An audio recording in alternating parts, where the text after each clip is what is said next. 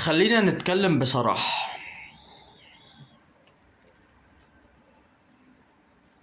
ممكن كلامي ده زعل، بس انا معلش انا اسف.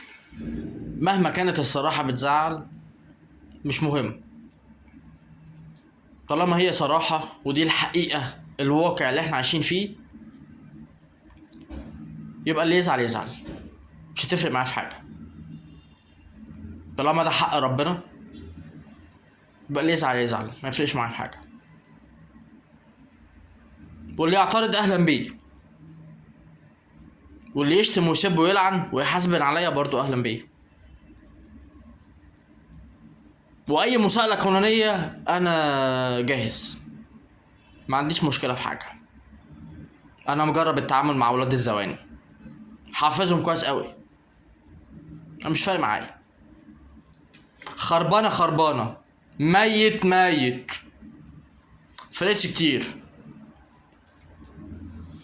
واحنا اصلا داخلين على نهاية الزمان، احنا دلوقتي في علامات الساعة الصغرى، لسه بقى علامات الساعة الكبرى. احنا في نهاية العالم، ميتين ميتين، مفيش هرب من الموت مهما حصل. المهم، الخراب اللي في البلد ده، الحكومة فاشلة صح، بس برضو الشعب له يد في خراب البلد، له يد في ارتفاع الدولار، له يد في هبوط الاقتصاد المصري، لان احنا ما بنصدرش بجنيه مش بدولار، لان احنا اصلا مالناش دعوه بالدولار اصلا. ماشي، احنا مالناش دخل بالدولار اصلا. ماشي، ولا حتى ايام المرحوم مبارك كان لينا دخل بالدولار. احنا بقى لينا دخل بالدولار قوي قوي قوي قوي قوي في الزمن ده. بس زمان ما كانش لنا دخل بالدولار، زاد نقص مش مهم.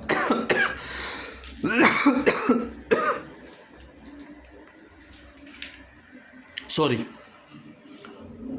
احنا العملة بتاعتنا الجنيه المصري، نشتري بالجنيه المصري وبنبيع بالجنيه المصري، ملناش دخل بالدولار ولا اي عملة تانية. لما ندخل عملة تانية في تعاملاتنا يبقى احنا بنجيب الخراب على نفسنا وبلدنا، ما نفسنا هي بلدنا، يبقى احنا اللي جبنا الخراب لنفسنا لحياتنا وجبنا الخراب لبلدنا.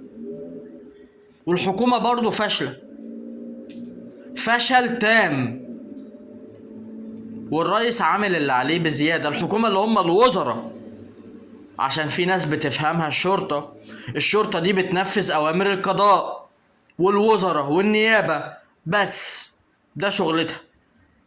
تمام؟ أنا قصدي الحكومة اللي هي الوزراء، عشان أنا راجل قانون فعارف إن الحكومة هي الوزراء. رئيس الحكومة هو الدكتور مدبولي رئيس الوزراء. فالحكومة فاشلة، والشعب كسول جدا جدا جدا جدا جدا جدا جدا جدا. الشعب كسول جدا، ما بينتجش حاجة، ما بيصدرش حاجة، بيستورد بس. وعشان كده وقفوا الاستيراد، وقفوا التصدير. لا الاستيراد يا استيراد وقف. ليه وقف الاستيراد؟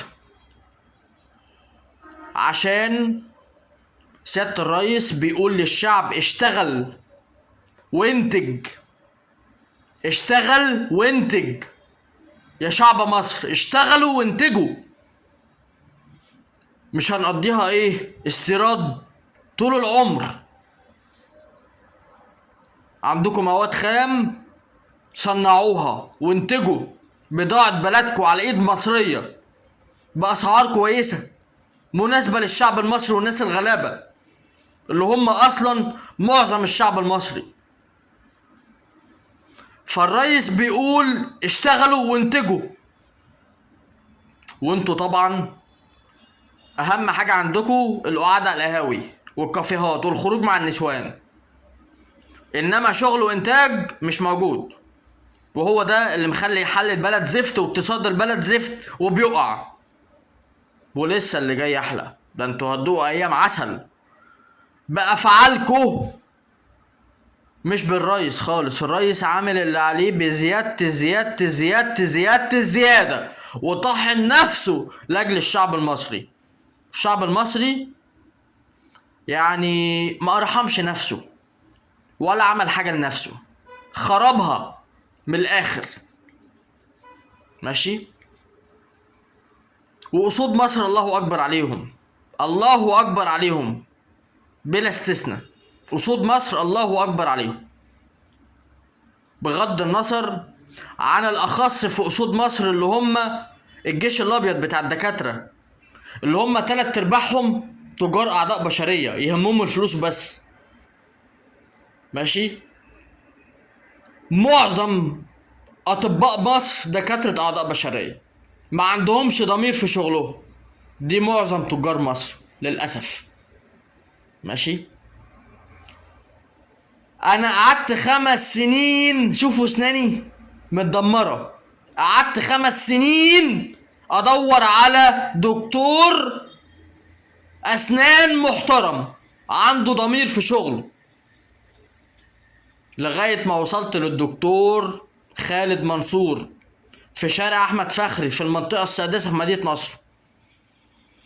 ما شفتش ناس بتشكر في طبيب زي الدكتور المحترم ده. الله اكبر على اخلاقه، الله اكبر الله اكبر الله اكبر الله اكبر بجد. مهما اوصف مش هوفي والله، كفايه اخلاقه.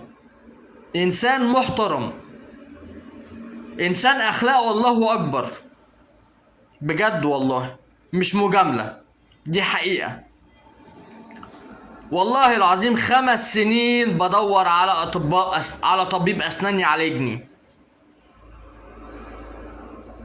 وبعد 5 سنين واسناني عماله تقع وتتقطم ومسكنات مسكنات مسكنات، لغايه ما لقيت الدكتور خالد منصور.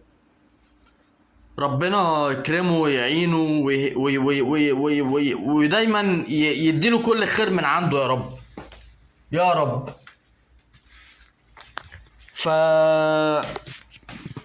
من فضلكم يا شعب بلدي اشتغلوا،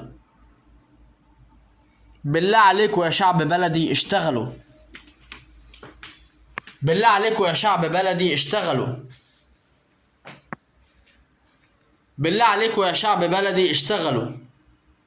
اصنعوا صناعة صح بضمير.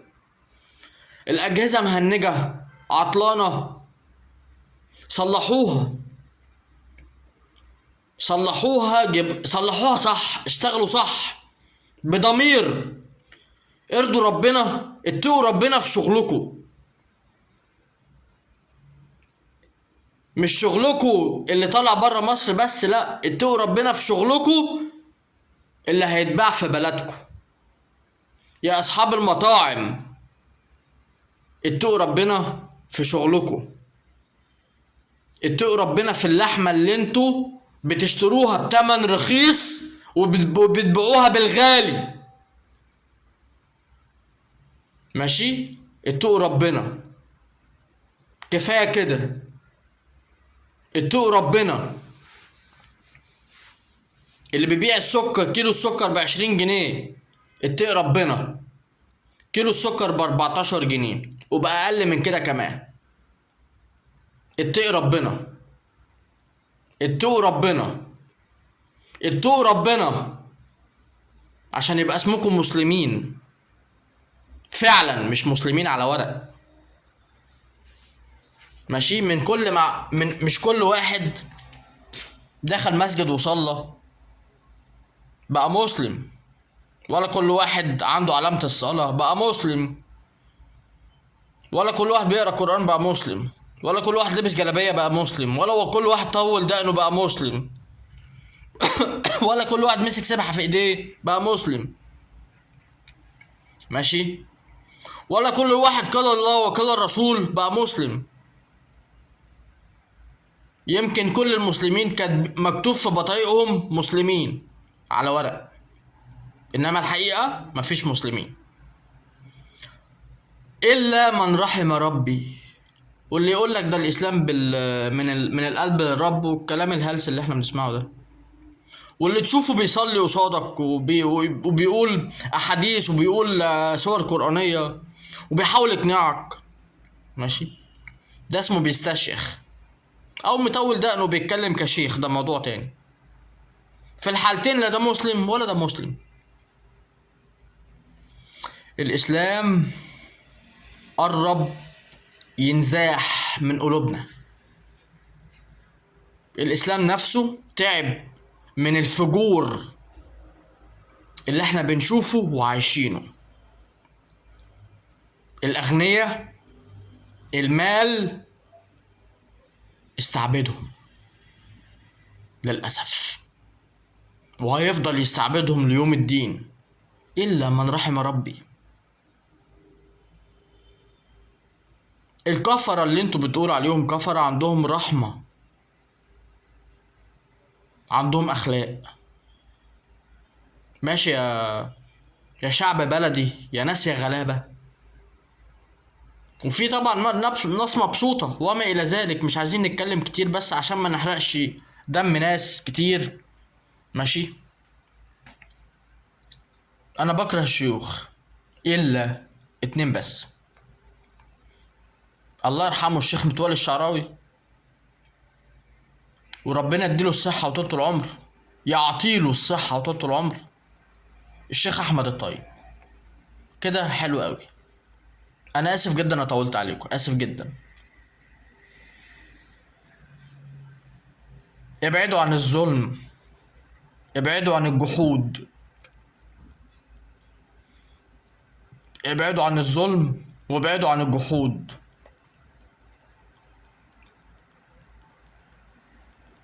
اعطي لكل ذي حق حقه. لو انت مسلم وتعرف ربنا اتقي الله، مش بالكلام، بالافعال.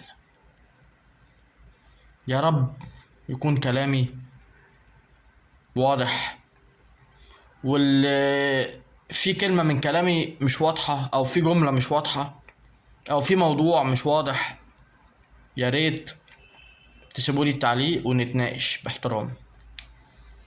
انا نفسي قبل ما اموت او انتحر، يا دي يا دي، يا هموت يا هنتحر، حاجة من الاتنين، بس في حاجة هتحصل يعني وقريب، عشان انا كرهت حياتي اصلا. ماشي؟